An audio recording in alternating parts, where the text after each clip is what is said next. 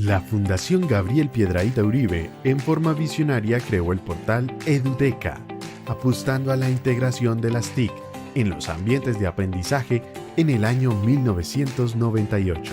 Para el año 2015, se incorpora a la escuela Ciencias de la Educación de la Universidad ICESI, ampliando su campo de acción y respaldo académico, dando origen al Centro Eduteca. Desde el inicio, Eduteca ha liderado procesos de formación dirigidos a docentes y directivos docentes en el uso pedagógico de las TIC en el aula y el desarrollo de competencias del siglo XXI.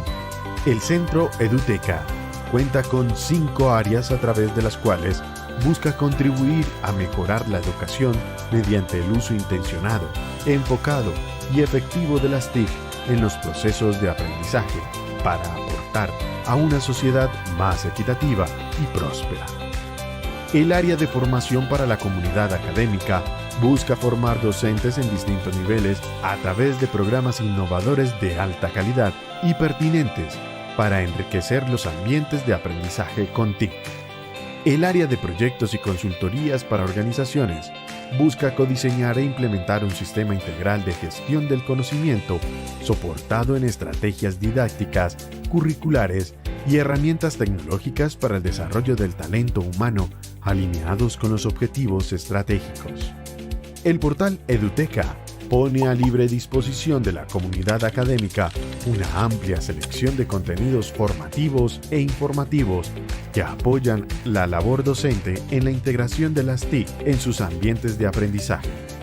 El evento Eduteca es el punto de encuentro anual para más de 700 docentes y representantes de la comunidad académica de Hispanoamérica, quienes intercambian experiencias y fortalecen sus conocimientos en torno al uso educativo de las TIC y el desarrollo de competencias para el siglo XXI. El Centro Eduteca cuenta con diferentes procesos de formación que incluyen talleres, certificaciones y maestrías, como la Maestría en Innovación Educativa, que desarrolla competencias como pensamiento innovador, pensamiento emprendedor y habilidades socioemocionales, y la Maestría en Educación mediada por TIC, que busca formar profesores que estén en capacidad de diseñar e implementar ambientes de aprendizaje creativos, flexibles y pertinentes, enriquecidos con las TIC. El Centro Eduteca continuará con su aporte a la transformación social, consolidándose como un aliado estratégico para el desarrollo y fortalecimiento de los procesos de aprendizaje a lo largo de la vida.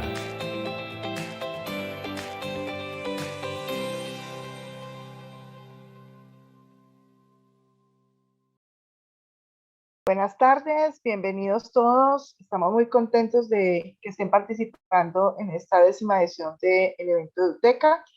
Vamos a dar inicio entonces a esta sesión simultánea de proyectos pedagógicos productivos.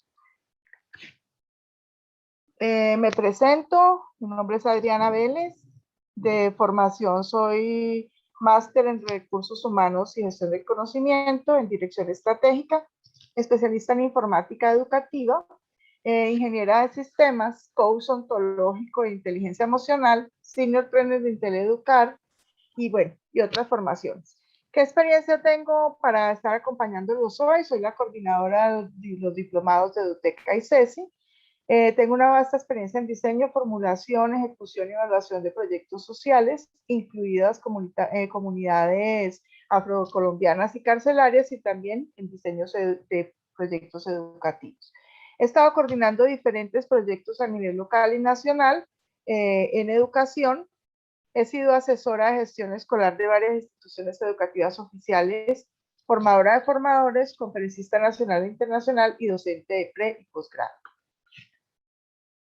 Bueno, para poder iniciar esta conferencia, es muy importante ubicarnos un poco sobre dónde se lleva a cabo la experiencia que les voy a contar.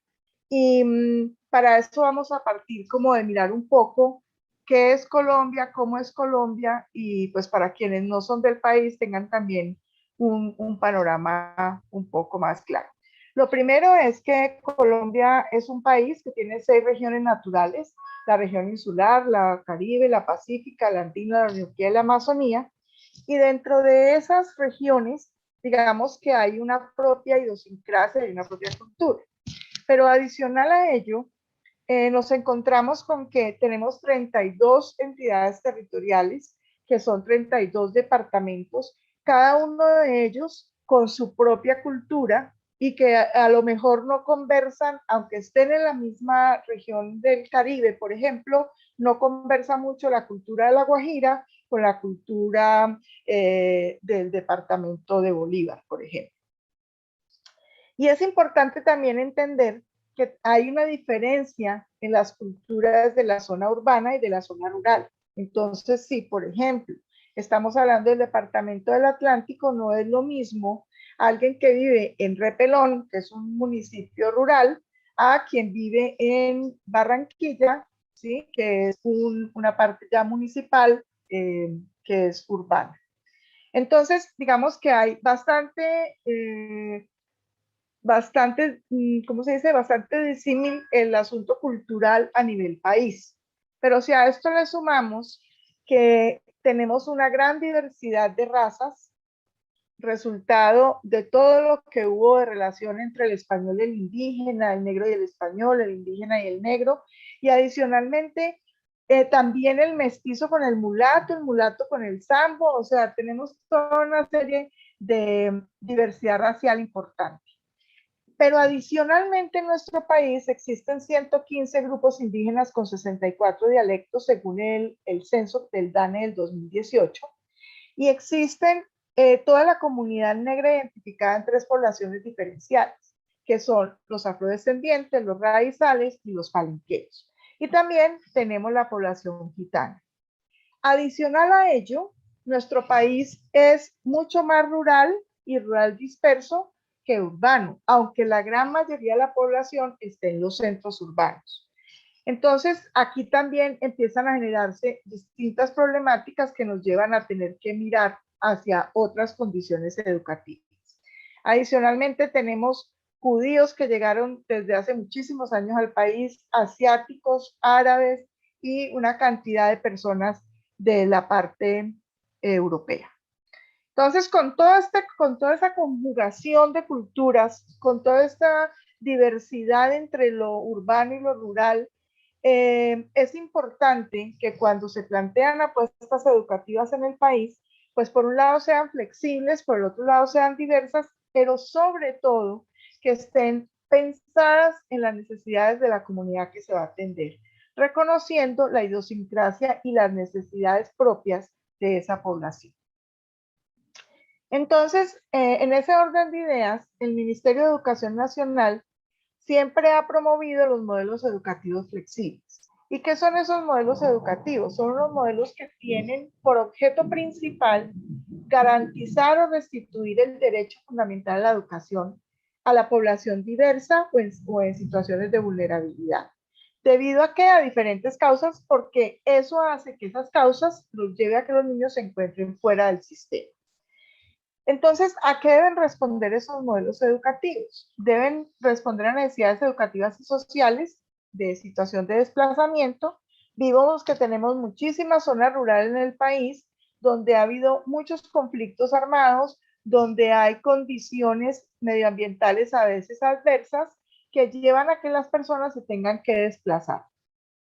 Adicionalmente, tenemos niños en extradad, porque las mismas condiciones de vulnerabilidad los llevan a estar atrasados en el proceso educativo y pues hay realidad social, económica, de salubridad y ambiental que nos lleva a que se generen esta serie de desplazamientos, de migraciones, de condiciones no aptas en la ruralidad y que nos llevan a que los niños no se encuentren en su debido momento dentro del sistema. Entonces, ¿qué nos permiten estos modelos? Nos permiten ampliar la cobertura, mejorar la calidad y la pertinencia de la educación, contribuir a la permanencia de los niños, niñas, adolescentes y jóvenes dentro del sistema educativo y continuar con ese acto educativo con ellos. ¿Qué buscan esos modelos? Por un lado, que el estudiante sea el protagonista del aprendizaje, que nos podamos adaptar a sus necesidades, que nos podamos adaptar a los conocimientos que él necesita para tener una mejor calidad de vida y que esos conocimientos que le estamos entregando pues sean útiles para su quehacer, para su desarrollo. Muy importante, buscan que la población permanezca en el servicio educativo, ¿sí? Entonces, por eso hay que buscar cómo acompañamos a estos niños, niñas, adolescentes y jóvenes en tiempo y ubicación de una manera armónica, equitativa, que sea bastante motivante para que ese niño, esa niña o ese adolescente no se nos retire del sistema. Y adicionalmente, lo que buscan estos modelos es que podamos cerrar brechas sociales, trabajando con equidad e inclusión con todas estas poblaciones. Entonces, es muy importante mirar esos modelos educativos flexibles en que se sustentan o en qué se basan. Ellos están sustentados en principios de la educación moderna, en principios que tienen un componente epistemológico, psicológico, pedagógico, metodológico, mucho de pedagogía activa y sobre todo educación con sentido y para la vida. Muy importante porque lo que necesitamos es buscarle una opción de futuro a estos niños y a estas niñas. En Colombia, el ministerio ha dado, digamos que mucha posibilidad, un abanico grande de modelos educativos flexibles, como los que les muestro en este momento en pantalla, pero nosotros nos vamos a centrar en la charla de hoy en los proyectos pedagógicos productivos. ¿Qué es entonces un proyecto pedagógico productivo? Primero, es una estrategia educativa flexible. Flexible porque va a acomodarse de acuerdo a la región donde estemos, a la situación que esté viviendo nuestra población, a la que estemos viviendo nosotros como institución educativa. Segundo, le ofrece a los estudiantes, a los docentes y a las instituciones una oportunidad muy grande para articular toda la dinámica escolar y el currículo con la comunidad. Y por último, considera el emprendimiento y el aprovechamiento de los recursos existentes como una base para el aprendizaje y el desarrollo social. Entonces, acá es importante entender los componentes que tiene la propuesta de proyecto pedagógico productivo. Lo primero es proyecto. Entonces, ¿qué vamos a revisar ahí? Vamos a revisar un trabajo interdisciplinar, vamos a mirar cómo se hace un aprendizaje basado en proyectos, vamos a considerar todo eso que un proyecto nos implica en cuanto a estar guiado por conceptos, procedimientos y habilidades que nos llevan a buscar una formación para la vida, ¿sí? Y adicionalmente, que podamos identificar las necesidades y los intereses de los estudiantes, dando solución a lo que está pasando en su entorno. En la parte pedagógica vamos a contribuir con el desarrollo de competencias, a fortalecer procesos interdisciplinares de enseñanza, a lograr esa flexibilización del currículo de acuerdo a la realidad, a retroalimentar las prácticas pedagógicas que como equipo docente que está a cargo del proyecto, pues vamos asumiendo, encontrando y aprendiendo. Y vamos a hacer un proceso de construcción formativa de conocimiento logrado por todos los actores, por los directivos, por los docentes, por la comunidad y por los niños, niñas, adolescentes. En la parte productiva, muy importante, y cuando yo estoy hablando de un proyecto pedagógico productivo, ese apellido es fundamental. ¿Por qué? Porque estamos hablando de productividad, productividad en términos económico o en términos intelectual o actitudinal. O sea, siempre tenemos que lograr una productividad que sea reconocible como resultado del trabajar en ese proyecto. Muy importante si estamos ayudando a los chicos a estar inmersos en un sistema social donde hay unas problemáticas de sustento familiar, que esas actividades que proponemos en el proyecto pedagógico productivo, pues nos permitan generar unas actividades económicas diversas y que respondan a la realidad del entorno. Entonces habrá algunos en los que podemos trabajar en agricultura, otros en artesanías, otros en servicio, otros en cultura, otros en industria. Todo depende de dónde esté ubicada esa población. Relacionarnos con los contextos, ¿sí? Inicialmente local, pero si vamos a abrir el panorama de una actividad económica, pues entonces mirar cómo desde lo local puedo irme a lo regional, desde lo regional a lo nacional y posiblemente a lo global. Hacer producción y comercialización. Entonces, vamos a producir servicios, vamos a producir productos y vamos a comercializar esos productos y servicios. Y vamos a ayudarle a los chicos que encuentren una salida a partir de un proyecto pedagógico que les está dando las herramientas conceptuales, que está cumpliendo con un currículo, pero que los motiva a tener un desarrollo personal y profesional dentro de un área específica.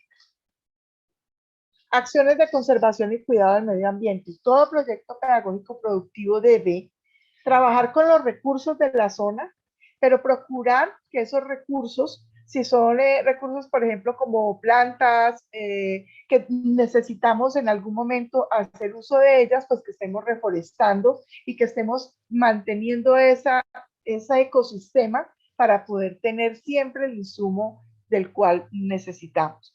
Que adicionalmente, si vamos a hacer producción de desechos que de alguna manera contaminan el ambiente, pues miremos cómo hacemos para que el impacto sea lo menor posible y cómo hacemos un adecuado desecho de esos productos que no nos sirven o de esos desechos que se generan dentro del proyecto, de tal manera que nosotros no afectemos el ecosistema.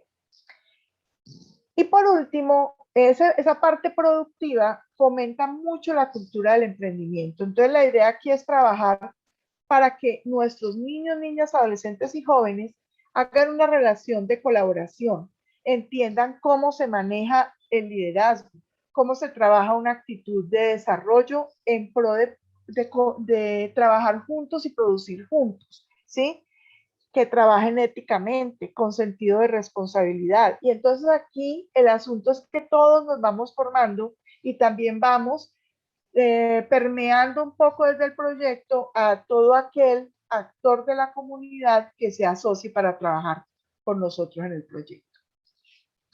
Entonces, resumiendo, esos proyectos pedagógicos nos permiten involucrar de una manera proactiva el mundo económico y el desarrollo social a la escuela, ¿sí? Promoviendo autonomía, autoestima, sentido de pertenencia, creatividad, asociatividad, solidaridad, pero sobre todo ofreciéndole a nuestros estudiantes una motivación hacia el aprendizaje y a darle un sentido a ese aprendizaje, a ese acto educativo para su vida.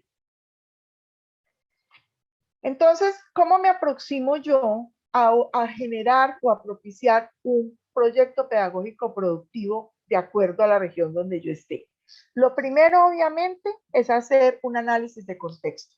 Entonces, yo debo revisar cómo es el contexto de los docentes que van a participar, cómo es el contexto de los estudiantes en las condiciones sociales, económicas, educativas, culturales, tecnológicas, geopolíticas.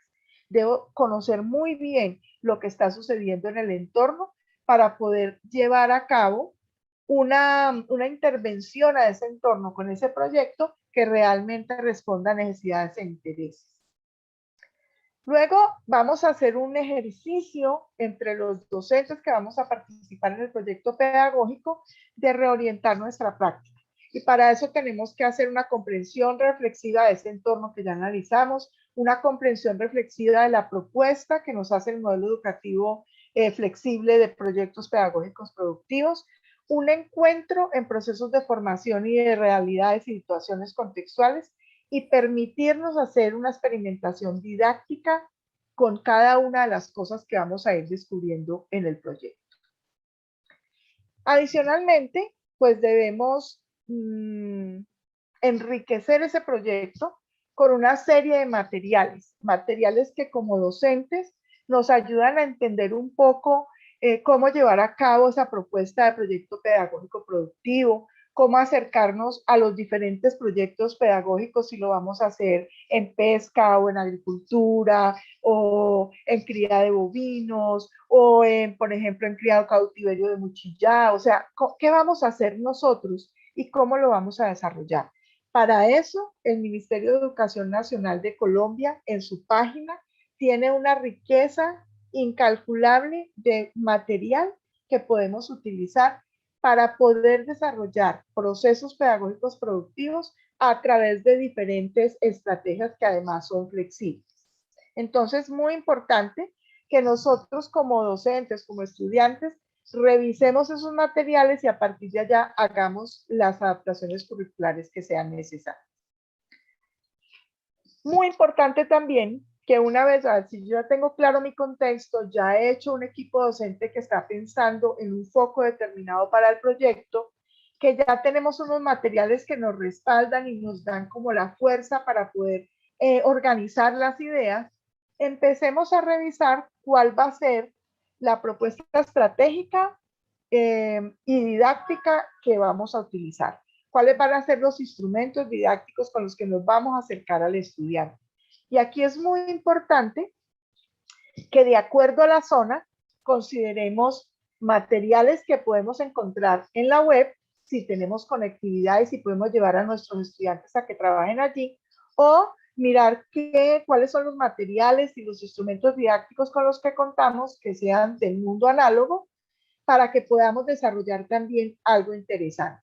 Entonces allí tenemos que, digamos, un amplio abanico de posibilidades, como son los diarios de procesos, como son los portafolios, ya sean análogos o digitales, las infografías, el construir carteleras, el hacer concursos educativos que los podemos hacer o bien en una herramienta digital o bien a un alcance de la estrella, como lo hemos hecho muchísimas veces en el aula de clase. Que podamos utilizar los podcasts, que podamos utilizar las redes sociales. Entonces vamos a buscar qué instrumentos y qué estrategias didácticas podemos tener para poder acercarnos a nuestros estudiantes y para poder llevar a cabo ese proyecto pedagógico. Es importantísimo, importantísimo que yo en ese aterrizaje que estoy haciendo, en qué contexto estoy, revise con qué canales o medios de interacción cuento como docente y con cuáles cuentan mis estudiantes y sus familias. Entonces, mirar la posibilidad de si tengo una emisora comunitaria o si tengo una emisora que haya a nivel municipal y que de pronto me dé unos espacios para acercarme a través de la emisora a mis estudiantes y a la comunidad. Mirar la posibilidad de si tengo formas de hacer videos y que mis estudiantes lo reciban. La parte de hacer fotografía o de hacer televisión o de hacer perifoneo, de enviar cartas. Tenemos que mirar cuáles son las posibilidades que tenemos porque no nos podemos quedar solo en lo digital. Ahora vamos a hablar de una experiencia real que es, digamos, el centro de esta conferencia, que se vivió, que tenemos unos resultados hermosos y que allí en ese territorio que les estoy contando, la parte digital es casi nula, ¿sí? Entonces tuvimos que buscar todos los recursos que hubiese en el medio y que pudiéramos aprovechar. Voy a mostrarles, por ejemplo, uno de los recursos que se utilizó. Jenny Ruiz es un profesor de educación artística de la institución etnoeducativa Puerto Saija del municipio de Timbiquí. Él vive en Guapi y mientras la pandemia, pues él estaba en Guapi y sus estudiantes en el corregimiento de Puerto Saija.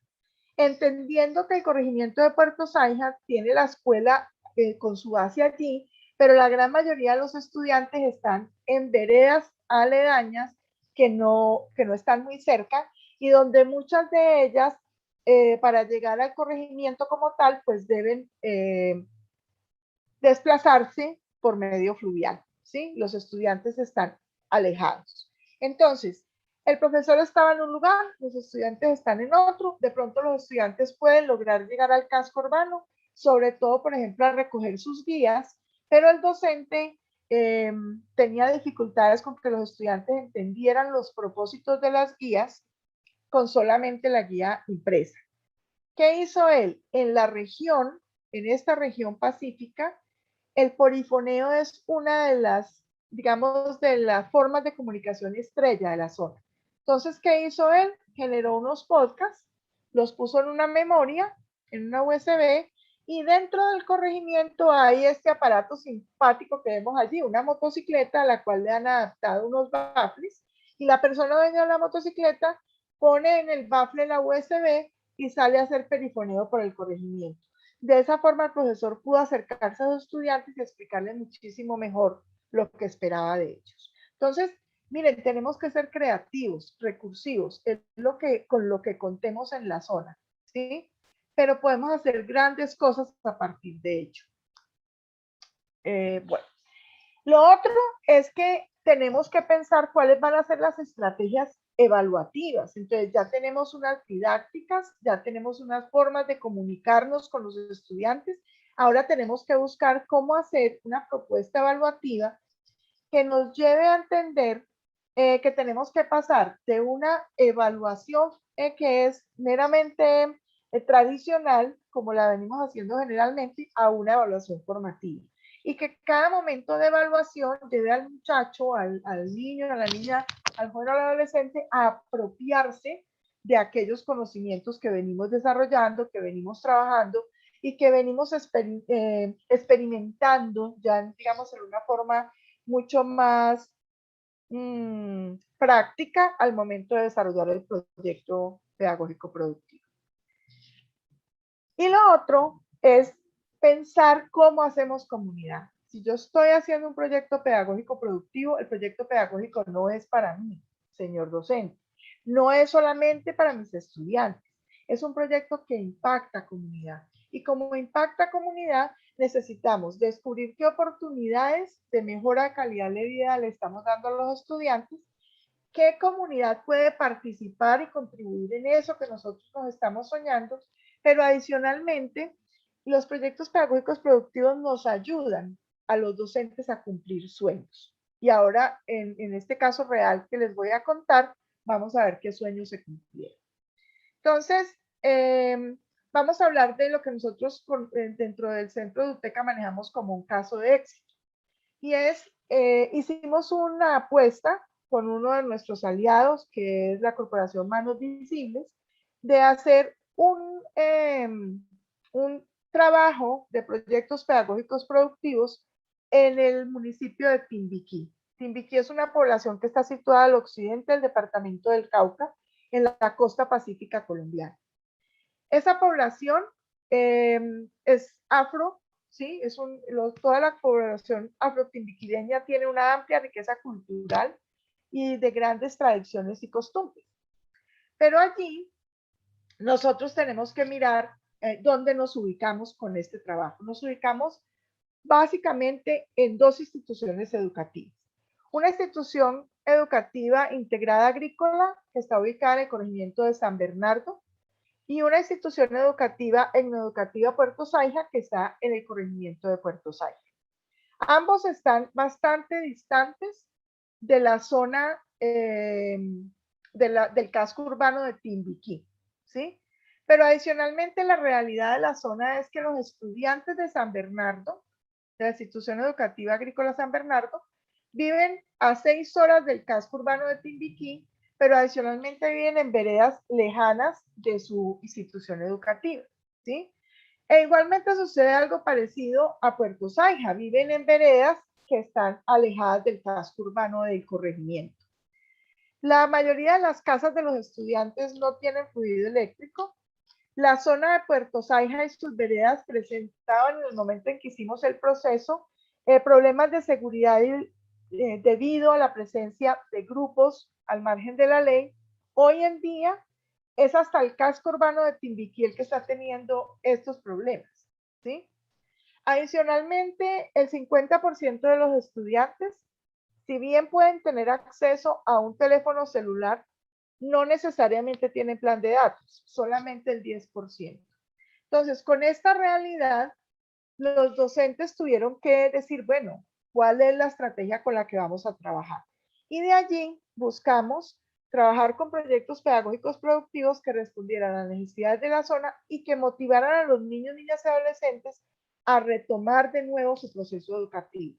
Muchos estaban alejados porque estaban durante la pandemia ayudando a los papás en la parte agrícola o en la pesca, porque les quedaba lejos, porque otra vez a lo mismo. Entonces, teníamos todas esas dificultades y lo que hicimos fue soñar con esos proyectos.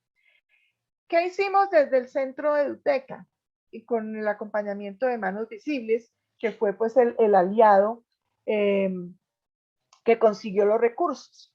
Fue que hicimos una apuesta de 3 momentos. 5 semanas donde se contextualizó a los docentes, donde se definió el tema sobre el que se iba a trabajar Y trabajamos tópicos conceptuales en esas 5 semanas sobre educación a distancia, sobre cómo hacer un análisis de contexto, sobre la evaluación de los canales de comunicación con los que se contaban, sobre lo que era un proyecto pedagógico productivo y sobre encontrar las preguntas orientadoras que nos llevaran a identificar los temas o necesidades en las que los chicos querían trabajar. Una vez definido esto, nos gastamos otras 5 semanas en diseñar los proyectos pedagógicos productivos a partir de ABP, conociendo lo que era el ABP, las habilidades del siglo XXI y trabajando en el diseño paso a paso de cada uno de los proyectos.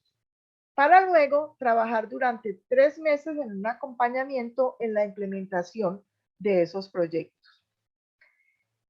Entonces, ¿qué se logró?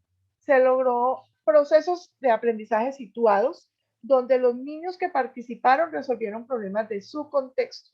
Pero además, con eso que resolvimos, se generaron ingresos para las familias adicionales a lo que estaba centrado en la zona o lo que está centrado en la zona, en la pesca. Y que en el momento en que nosotros entramos, por la cantidad de lluvias, se había visto muy afectada la pesca y por tanto habían disminuido los ingresos. Se fortalecieron las relaciones entre docentes y estudiantes y entre ellos dos con la comunidad. Adicionalmente se rescataron saberes. Pasa algo muy simpático. Si bien dijimos ahorita que esta población afro está llena de costumbres y de tradiciones, digamos que la que más se transmite de una generación a otra es la costumbre y la tradición del folclore. Pero a nivel de lo que eran artesanías, manualidades, formas de cultivos, etcétera, estaban un poco, digámoslo así, descuidadas. Entonces, si bien los abuelos o los sabedores conocían las técnicas, los padres no eran quienes estaban con el conocimiento en este momento. Y al entrar con el proyecto pedagógico, los chicos rescataron a través de relacionarse con los abuelos o con los sabedores esas tradiciones que se estaban perdiendo. Adicionalmente, se ganó en transversalidad. Los profesores que participaron aprendieron a trabajar de manera transversal y a conjugar, ¿sí?, toda esa parte curricular que se requería para que a la vez que se estaba haciendo un emprendimiento, los chicos pudieran lograr los mínimos o los conceptos básicos de ese momento que se estaba viviendo en su respectivo grado. Cuando decimos de pequeños a grandes, ¿qué es lo que estamos pensando acá? Muchos de los docentes que participaron nos decían, no, es que ese proyecto que yo tengo en mente no se puede hacer porque es que, mire, yo quiero hacer un criadero de muchillá, que es un camarón de río, en cautiverio, pero para eso se necesitan grandes lagos y para eso no hay plata. O, por ejemplo, quienes querían hacer los productos alimenticios a partir del coco decían, no, pero es que para eso se necesitan ralladores eléctricos y hornos y maquinaria con la que no contamos. Claro, estábamos pensando en grande. ¿Qué les dijimos? Venga, profe, con lo que tenemos en la región, pensemos cómo podemos empezar en pequeñito a hacer un criadero de muchillá. ¿Cómo hacemos en pequeño un rescate de todos esos, cómo se convierte en alimento el coco? Y vamos despacio y vamos mirando qué pasa. Vamos a mirar luego qué pasa. El otro desafío era los recursos, ¿sí? La zona es una zona pues que tiene bastantes dificultades de acceso, que era difícil contar con recursos, que económicamente no había muchos recursos en las familias. Entonces lo que dijimos no es, venga, vamos a mirar qué hay en el entorno, miremos cómo podemos acceder a esos recursos y hagamos un uso creativo de ellos. Luego, pues como teníamos también todo este proceso de las dificultades de los grupos al margen de la ley, lo que logramos fue que la comunidad se diera cuenta que cuando los chicos estaban participando en esos proyectos pedagógicos necesitaban ocupar parte de su tiempo libre. Y como estaban ocupando su tiempo libre también en hacer dinero, entonces eso los alejaba un poco de todo el asunto del conflicto armado. Y se logró cohesión social. Los sabedores, los adultos mayores, los padres de familia, fueron lentamente interviniendo y participando y haciendo cohesión con estos chicos dentro de su proceso. El mismo desarrollo del proyecto, el tenerse que juntar, el hacer lluvia de ideas para los productos, el verse que eran productivos, el motivarse emocionalmente, esto les cambió la vida a todos los participantes. Se resignificó la evaluación, se resignificó el territorio, porque se dieron cuenta de que ellos, rescatando la cultura ancestral, pueden lograr muchísimas cosas y pueden mejorar también su calidad de vida.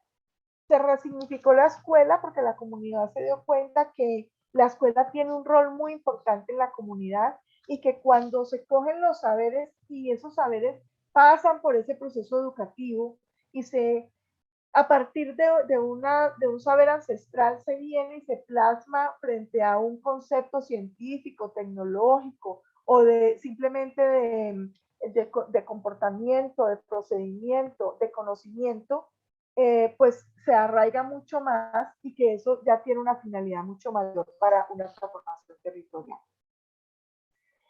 Pero una de las cosas más importantes en todo este proceso, y yo lo pongo acá como último logro, es que el Ministerio de Educación Nacional de Colombia plantea que los proyectos pedagógicos productivos se deben trabajar con los chicos de la básica, secundaria y la media.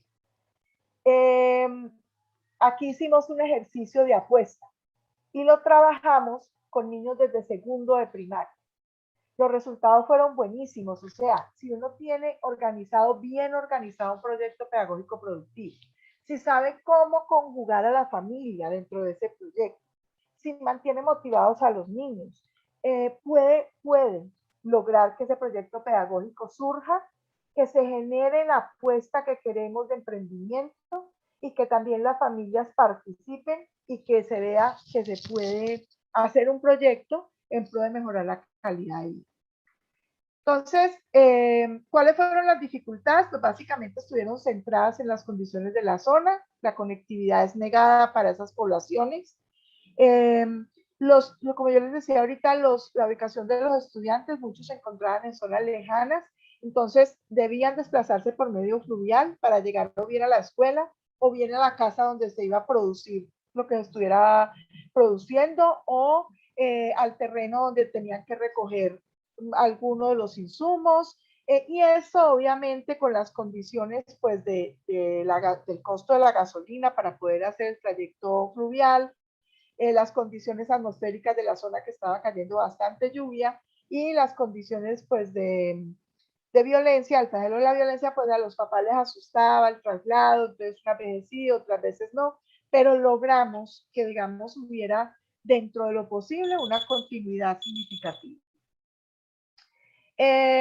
Además, hubo muchas lluvias, como ya les he hablado, y por otro lado, los docentes tuvieron dificultades en algunos momentos para comunicarse con los estudiantes. Algunos llegaron a hacer el acercamiento casa por casa, ¿sí? En vez de que los chicos se desplazaran, ellos se desplazaban. Por ejemplo, para quienes participaron en los de cómo recuperar la siembra, de manera artesanal y con los cuidados de lo que había en casa, eso llevó a que en determinado momento el docente fuera el que quedara atrapado en un fuego cruzado o que le quedara pues más complicado el asumir el proceso de reunirse con los chicos. Pero digamos que todo esto se fue solventando de acuerdo a cada uno de los procesos. Entonces, ¿cuáles fueron los proyectos que se llevaron a cabo? Logramos hacer uno de transformación del coco en productos alimenticios o derivados del coco. Estos chicos aprendieron a pelar el coco, a procesarlo, a sacarle el aceite y a hacer los diferentes alimentos, cocadas, pan de coco, etcétera, que fueron produciendo. Al lado izquierdo ustedes ven la forma más artesanal, que fueron las primeras ventas, las primeras semanas donde no tenían nada. ¿Qué pasó luego? Los docentes, a medida que se iban vendiendo los productos y que ya cada semana había que sacar más producción, le presentaron a la alcaldía lo que estaban haciendo y la alcaldía de Timbiquí sacó unos recursos y les dio para comprar el horno, para comprar los ralladores, para comprar unas bandejas, y ya en este momento están digamos, en una fase un poco más industrial, ¿sí? Y están montando ya una microempresa. Este es un proyecto hermoso, que son los dulces, la dulce tradición de la abuela, se hizo con niños de segundo de primaria, donde fueron las abuelas las que les dieron las recetas de cómo se hacían las cocadas, de cómo se hacían los diferentes dulces eh, que son tradición de la zona. Los niños los prepararon con sus mamás y con sus abuelas y los salieron a vender. ¿Qué pasó acá? Hubo, por ejemplo, una idea hermosísima de la profesora de sacar unas camisetas estampadas con la foto de la abuela de cada niño, porque era la dulce tradición de la abuela. Y eso hizo que hubiera una sinergia hermosa entre los mayores y los más pequeños y que hubiera un rescate de las tradiciones. Las artesanías del coco, miren, este fue otro proyecto muy bonito y que digamos, se gestionaron acá varias cosas. La primera, los que producen los derivados del coco del primer proyecto que vimos, ellos tienen unos desechos que son el capacho del coco y la corteza del coco, ¿sí? Entonces, ¿qué hicieron? A estos que querían hacer la parte de las artesanías les dieron la corteza del coco, ¿sí? Entonces, así lo que hicimos fue que un recurso fue aprovechado en su totalidad por diferentes grupos. Con un artesano de la zona, el artesano de la zona les enseñó cómo hacer un esmeril para poder lijar la concha y que les quedara lo más brillantica y lisa posible.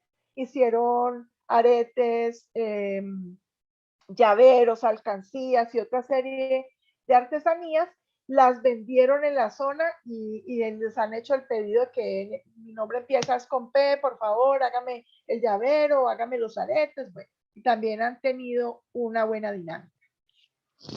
El otro proyecto fue el hacer la siembra o el criadero pues, de Muchillá en cautiverio, que es el camarón de río. Pero una de las cosas es que ese camarón hay que pescarlo con unos instrumentos que se llaman taza y nasa. Los abuelos y los sabedores saben construir o tejer la taza y la nasa. La gran mayoría de los papás no. ¿Quién rescató eso? Los niños. Entonces los niños ya aprendieron a tejer la taza y la nasa, le están vendiendo a sus padres y ya todos están yendo a hacer la pesca para poder hacer la cría en cautiverio en pequeños estanques dentro de sus viviendas. Otro de los procesos que me pasé es el rescate de la artesanía de San B, que es el sombrero típico de San Bernardo, donde los adultos les enseñaron a los niños cómo sacar de la planta el hilo con el que tienen que tejer, ¿sí?, el sombrero y luego cómo hacer el tejido del sombrero, o sea, todo el proceso. Las plantas alimenticias y medicinales también lo hicimos con niños más pequeños. Ellos aprendieron primero a hacer los sembrados en pequeños recipientes y a venderle a sus familiares o amigos esas pequeñas plantas que cultivaron. ¿Cuál es el siguiente paso? El rescate de las terrazas, que es la forma de hacer agricultura en la zona. Entonces, hacia allá va el proyecto.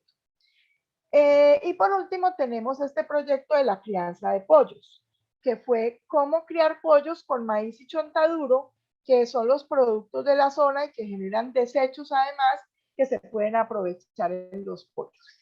Estos fueron los proyectos que fueron exitosos dentro del proceso. Bueno, ahorita pues voy a abrir un campito de preguntas. Vamos a hacer unos 5 minutos de preguntas porque yo debo salir para un taller que tengo ahora. Pero quiero escucharlos, pues, digamos, qué les dejó la conferencia, si tienen alguna inquietud.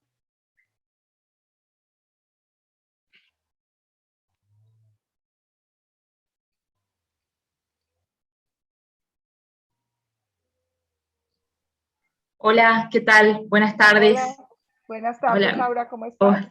hola, mi nombre es Mari Guzmán, soy de Salta, perdón. Argentina. Ok. Y mi duda es, básicamente, o sea, yo reconocí mucho lo que fuiste describiendo, Adriana, Sí. porque yo acompañé proyectos escolares productivos de base local en colegios rurales de Argentina, de Salta en realidad, y lo que fuiste contando han sido experiencias muchas muy parecidas a las que vivimos acá, y quizás uno de los desafíos más grandes que tenemos es el sostenimiento en el tiempo de los proyectos. Se los vemos nacer, pero bueno, ¿qué estrategias han utilizado ustedes para lograr sostener o cuáles piensan utilizar para sostener estos proyectos en el tiempo? Bueno, la forma en la que se está pensando en el sostenimiento es convertir estas experiencias en microempresas, ¿sí? De hecho, como te digo, ya la de los derivados del coco, ya digamos que ya está haciendo los primeros pinitos para convertirse en microempresa, y hacia allá en este momento va también la de las artesanías, ¿sí? Los otros están, digamos que quedaron en un estado un poco menor en cuanto a logros, pero digamos que vamos en el proceso, y aunque ya no estamos de lleno en el acompañamiento, sí ha sido muy bonito es que los tutores siguen en contacto con los profesores y de alguna manera pues estamos revisando qué está pasando. O sea, la idea no es dejar que se caigan los proyectos. Eso, bien. ¿Sí? Muchas gracias. Con mucho gusto. Aura María Mancilla tiene la mano levantada. Aura, por favor.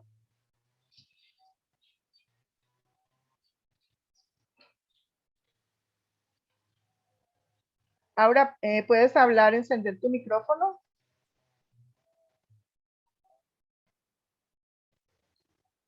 Bueno, no sé si hay alguien más que tenga alguna inquietud, que quiera hacer algún comentario.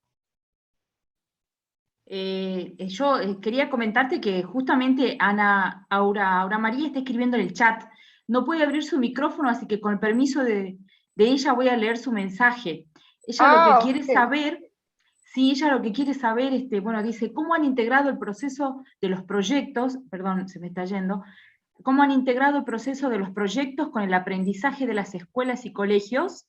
¿Y cómo evalúan el aprendizaje?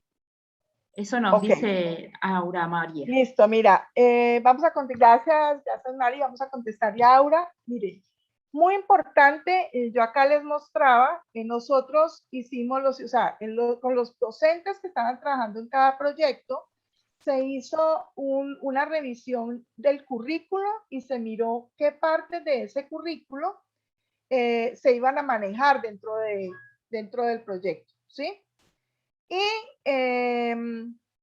lo que se buscó fue estrategias diferentes de evaluación. Entonces trabajamos portafolios, como los niños no podían hacer portafolios digitales, hicieron portafolios o bien en cuaderno o bien con hojas, donde el profesor les preguntaba, ¿qué aprendiste en esta actividad que desarrollamos esta semana? ¿Qué te faltó por aprender? ¿En qué sientes que estás fuerte? ¿En qué sientes que estás débil? Por ejemplo. Se hicieron también diarios de procesos, ¿sí? Se recolectaron evidencias de todo lo que se fue haciendo semana a semana. Se les aplicaron rúbricas. Se les trabajó también algunas estrategias un poco más, ¿cómo podríamos llamarlo? Más artísticas, ¿cierto? Como que hicieran o mapas conceptuales o que hicieran algún cómic. Y a partir de toda esa incorporación de estrategias diferentes, se fue midiendo lo que se debía medir para el aprendizaje de lo que se había definido que se iba a trabajar en ese momento del año. Bueno, vamos con Karen Barrios. Y hacemos esta intervención y lastimosamente me tengo que retirar porque tengo taller a las 4. Entonces, Karen, si quieres abre tu micrófono, o tampoco será que puede. Cuando hablan de proyectos productivos, o sea, tener en cuenta también, porque yo solamente veo que están manejando el tipo de población regular, pues no están manejando el tipo de educación, de niños que son, que se manejan la diversidad. Hablamos de niños con necesidades educativas especiales, porque estamos enfocándonos también solamente en una sola, digamos, temática que manejamos aquí en Colombia, decimos pues los niños regulares. Pues no sé. No, Karen, perdóname, sí hubo niños con diferentes condiciones, ¿sí? En los proyectos, o sea, no todos eran regulares. De hecho, te voy a decir, hubo Hubo, por ejemplo, niños que no habían vuelto a la escuela desde hacía un año, pero que cuando vieron lo que estaba pasando en los proyectos, buscaron a los profesores, a las directivas y dijeron, yo quiero participar. Y adicionalmente había niños que tenían problemas, digamos, de aprendizaje, que tenían extra edad, niños que tenían condiciones físicas con dificultades, o sea, no era solamente el niño normal y corriente, ¿de acuerdo?